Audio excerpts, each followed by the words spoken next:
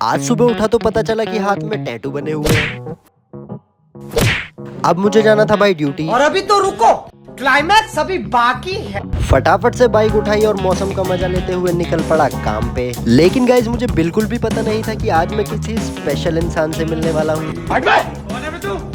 तो गाइज आज हमारे रेस्टोरेंट में एक बॉलीवुड सेलिब्रिटी आने वाले थे, वो भी डिनर के लिए।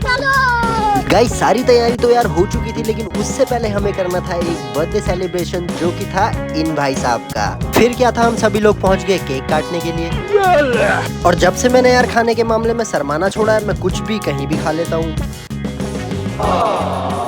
और भाई अब आ गई थी रात के डिनर की बारी, जिसका हमें बेसब्री से इंतजार था। और मेरे लिए सबसे अच्छी बात ये थी कि इनको एक अच्छी सर्विस देने का मौका मुझे ही मिला। और अब थी लास्ट में इनके साथ फोटो की बारी।